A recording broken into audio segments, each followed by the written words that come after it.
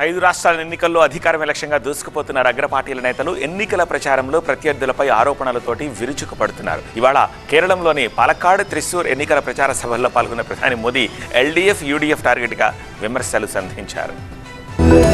Keralam assembly ఎన్నికల్లో ప్రచార బరిలోకి దిగారు ప్రధాని మోదీ. కేరళం సంప్రదాయ దుస్తులు ముండు ధరించి ఎన్నికల ప్రచారంలో పాల్గొన్న ప్రధాని మోదీ అధికార ఎల్డీఎఫ్, ప్రతిపక్ష యూడీఎఫ్ కూటములపై విమర్శనాస్త్రాలు సంధించారు. దశాబ్దాలుగా ఈ రెండు కూటములు కేరళంలో వంతుల వారీగా దోచుకున్నాయని మండిపడ్డారు. ఒకరు అవినీతి పరులైతే మరొకరు అంతకంటే ఎక్కువ అవినీతి పరులని ఆరోపించారు. రాష్ట్రంలో అసలైన అభివృద్ధి జరగాలంటే మార్పు రావాలని, బీజేపీ నేతృత్వంలోని ఎన్డీఏ ప్రభుత్వంతోనే వికసిత్ కేరళం సాధ్యమవుతుందని స్పష్టం చేశారు. కేరళంలోని అధికార, ప్రతిపక్ష కూటములకు కేరళ ప్రజల సంక్షేమం పట్టదని, వారు కేవలం ఓటు బ్యాంకు రాజకీయాలు మాత్రమే చేస్తారని మండిపడ్డారు మోదీ. రాష్ట్ర ఆర్థిక వ్యవస్థను ఎల్డీఎఫ్ ప్రభుత్వం నాశనం చేసిందని, కనీసం ఉద్యోగులకు జీతాలు కూడా ఇవ్వలేని దుస్థితిలో రాష్ట్రం ఉందని విమర్శించారు. తాము అధికారంలోకి రాగానే ఎల్డీఎఫ్ ప్రభుత్వ హయాంలో జరిగిన కుంభకోణాలపై విచారణ జరిపిస్తామని స్పష్టం చేశారు మోదీ. కేరళంలో బద్ధ శత్రువుల్లా నటించే ఈ కూటములు దేశవ్యాప్తంగా మాత్రం ఉమ్మడి రాజకీయాలు చేస్తున్నారని చెప్పారు మోదీ. కేరళం రాష్ట్రం ప్రస్తుతం 5 లక్షల కోట్లకు పైగా అప్పుల్లో కూరుకుపోయిందన్నారు ప్రధాని.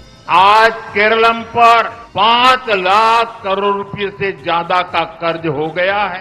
10 साल में ये कर्ज 3 गुने से ज्यादा बढ़ा है।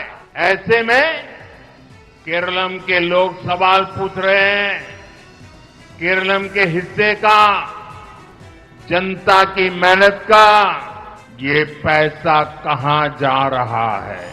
जवाब एक ही है, एलडीएफ वालों की जेबों में।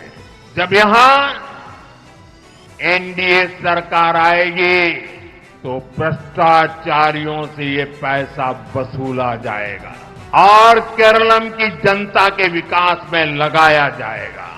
మొత్తం 140 అసెంబ్లీ స్థానాలున్న కేరళంలో ఏప్రిల్ 9న పోలింగ్ జరగనుండగా మే 4న ఓట్ల లెక్కింపు ఉంటుంది. గడిచిన 2 ఎన్నికల్లో కేరళలో అధికారాన్ని చేజిక్కించుకున్న సిపిఎం సారథ్యంలోని లెఫ్ట్ డెమోక్రటిక్ ఫ్రంట్ వరుసగా 3వ సారి అధికారంలోకి రావాలని ప్రయత్నిస్తోంది.